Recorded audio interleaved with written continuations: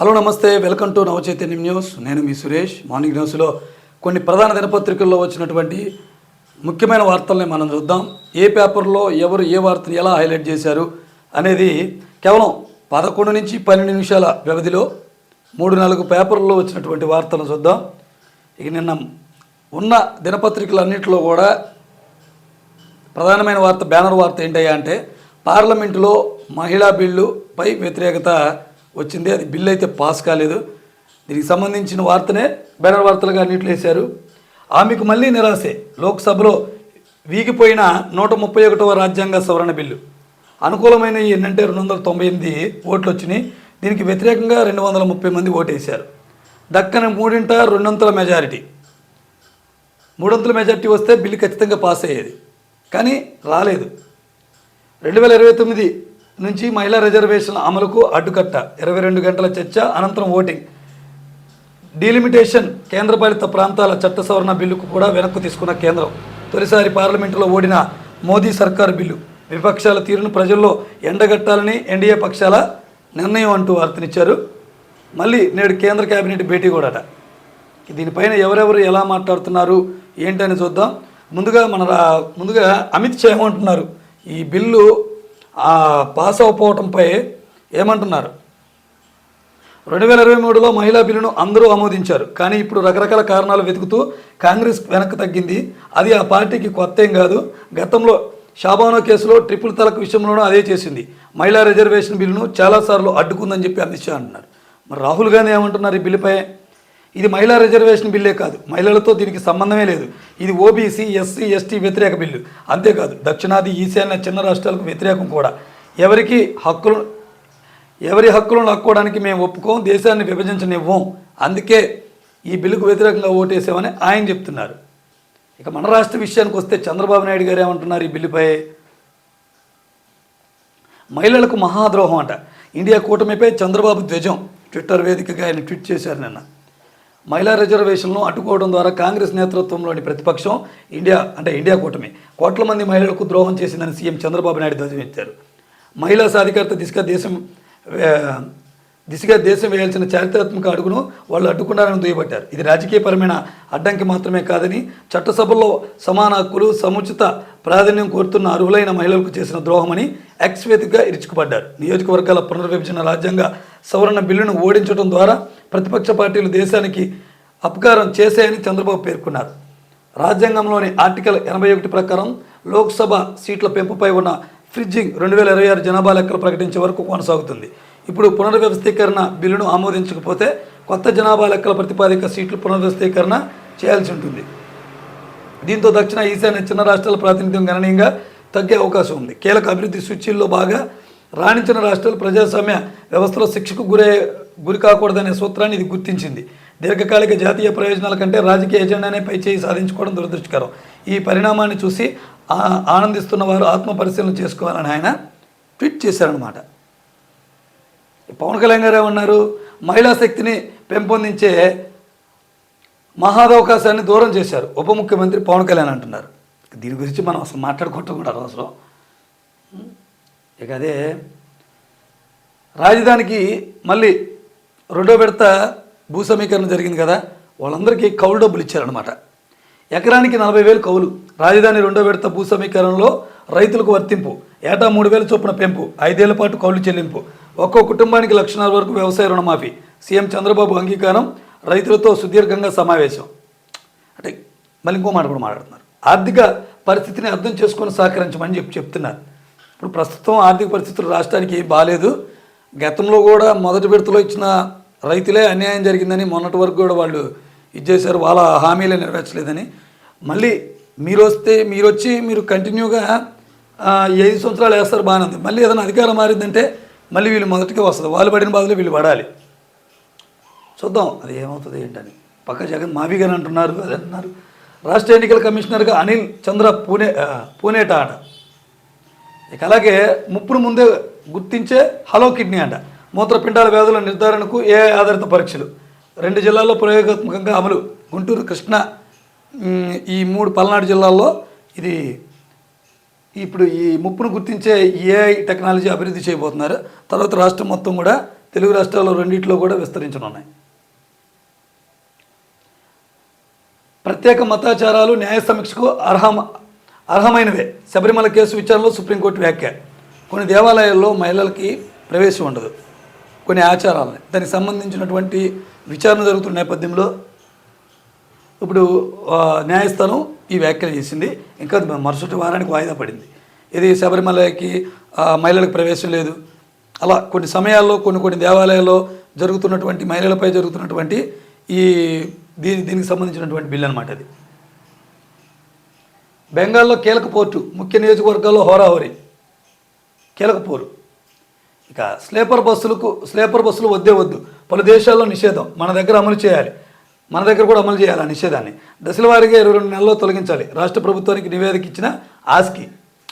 ఈ ఆస్కీ ఇప్పుడు ఇచ్చింది కాదు, మొన్న బస్సు ప్రమాదం ఒకటి జరిగినప్పుడు కూడా ఈ విషయాన్ని వీళ్ళు రాసుకొచ్చారు. అయితే ఇప్పుడు ఇది ఎందుకు రాశారు అంటే, గవర్నమెంట్ మీద ఇంకేదన్నా ఇప్పుడు ఈ మన ఏపీలో కనుక ఏదైనా ప్రమాదం జరిగితే ఇక్కడున్న కూటమి ప్రభుత్వం మీద రాకుండా ఈ వార్త రాశారు. ఎందుకంటే నేను కర్ణాటకలో ప్రమాదం జరిగింది, బస్సులో మళ్ళీ కొంతమంది దగ్ధమయ్యారు. ఇక్కడ చూడొచ్చు మనం, ఇదిగో తీర్థయాత్ర విషాదాంతం.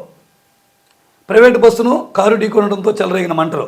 ఒకే కుటుంబానికి చెందిన 6 సజీవదహనం అయ్యారు, 2 తీవ్ర గాయాలయ్యాయి. ఈ ఘోరగొట్టు ప్రమాదంలో కర్ణాటకలోని యాదగిరి జిల్లాలో జరిగింది.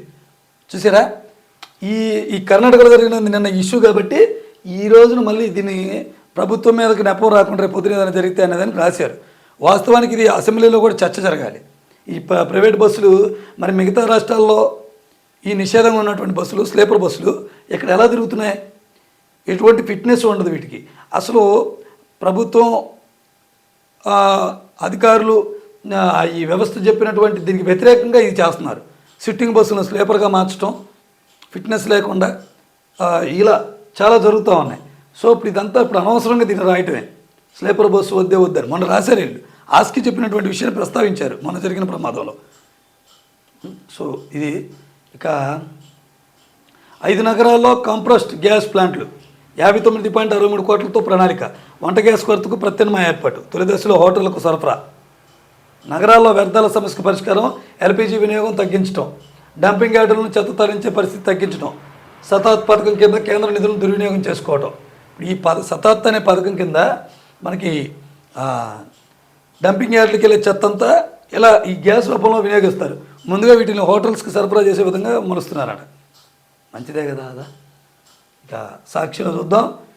సాక్షిలో కూడా మొత్తం లోక్సభ మొత్తం సభ్యుల సంఖ్య 540. ఇది నారీ సారి లోక్సభలో వీగిన రాజ్యాంగ 131 సవరణ బిల్లు. వీళ్ళు బ్యానర్ వార్తకి ఇది రాశారు.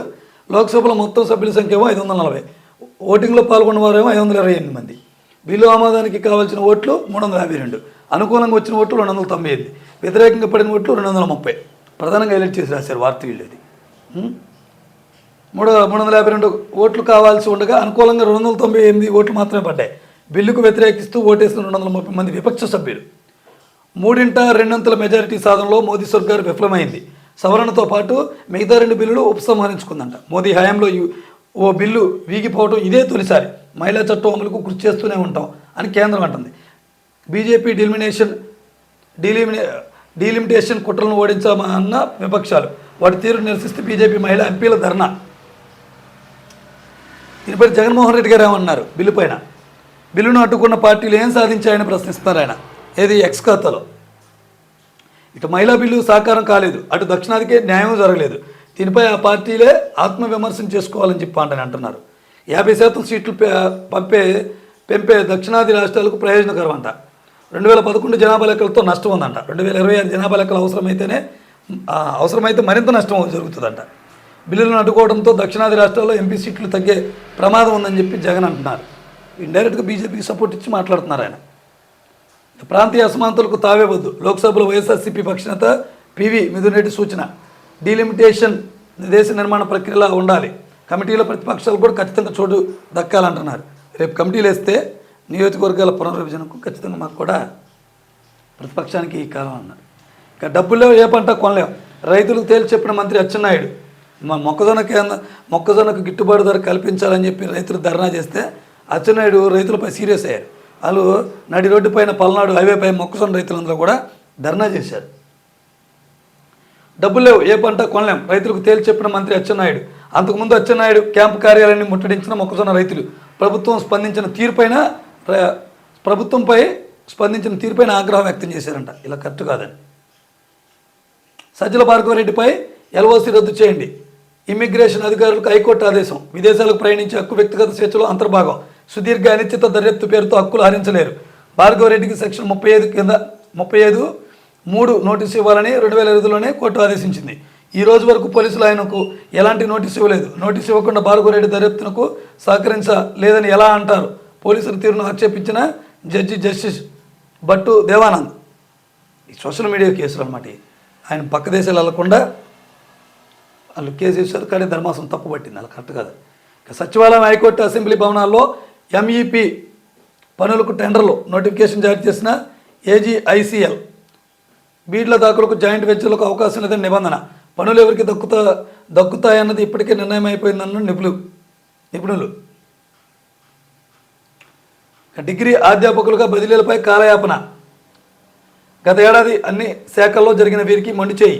ఎయిడెడ్ నుంచి ప్రభుత్వంలోకి విలీనమైన పోస్టులకు సర్వీస్ రూల్స్ లేవనే సాగుతో బ్రేక్. ఏడాదికి పైగా సర్వీస్ రూల్స్ రూపకల్పనలో ప్రభుత్వం విఫలం. ఈ ఏడాది కూడా బదిలీ లేకుండా చేసేందుకు కుట్ర అంటూ వార్తనిచ్చారు. ప్రజాశక్తి చూద్దాం. ప్రజాశక్తిలో కూడా బ్యానర్ వార్తగా ఇదే వార్త ఉంది. వీగిన రాజ్యాంగ సవరణ, మహిళా బిల్లు పేరుతో బీజేపీ కుట్రలకు లోక్సభలో బ్రేక్ పడిందంటూ ఇచ్చారు వీళ్ళు. మెజారిటీ మార్కు సాధించలేకపోయినా ఎన్డీఏ మిగిలిన బిల్లుల ఉపసంహరణ, మిగిలిన బిల్లు కూడా ఇది చేశారని వాళ్ళు కూడా రాసుకొచ్చారు. ఇక హార్మోజ్ పూర్తిగా తెరిచాం, ఇరాన్ కీలక ప్రకటన. ఇజ్రాయెల్ లెబనాన్ కాల్పుల విరమణ నేపథ్యంలో ఈ నిర్ణయం తీసుకున్నారంట. సో ఇక ఈ హార్మోజ్ నదిపై అన్ని దేశాలకు సంబంధించిన నౌకలు, వాణిజ్య నౌకలు ప్రయాణం చేయొచ్చు. ఇక నడి రోడ్డుపై ఎంఏ బేబీ బైటాయింపు. యూపీ సర్కార్ అణచివేత చర్యపై తీవ్ర ఆగ్రహం వ్యక్తం చేశారు ఆయన. నిర్బంధించిన నేతలను విడిచిపెట్టేదాకా కదలబోమని స్పష్టీకరణ. దిగొచ్చిన అధికార యంత్రాంగం, కార్మిక నేతలు విడుదల. అంబానీని మించిపోయిందంట ఆదాని సంపద. ఎందుకు మించిపో? ప్రభుత్వాలు ఆయనకి తక్కువ రేటుకి రూపాయికి భూములు కట్టబెడుతుంటాయి. నిన్న సిపిఎం శ్రీనివాసరావు గారు స్టేట్ కార్యదర్శి టీడీపీని, వైసీపీని ప్రశ్నించారు ఈ మహిళా బిల్లులపై. రాష్ట్రానికి అన్యాయం జరుగుతుంటే నోరు మెనపదేం? టీడీపీ, వైసీపీలను ప్రశ్నించిన సిపిఎం రాష్ట్ర కార్యదర్శి శ్రీనివాసరావు. బెంగాల్, తమిళనాడు ఎన్నికల కోసమే బిల్లు, రాష్ట్రానికి జరిగే నష్టంపై మాట్లాడిన సమాజ్వాదీ ఎంపీ 2024లో మహిళా రిజర్వేషన్లు అమలు జరగకపోవడానికి కారణం బీజేపీనే అని చెప్పి ఆయన అంటున్నారు.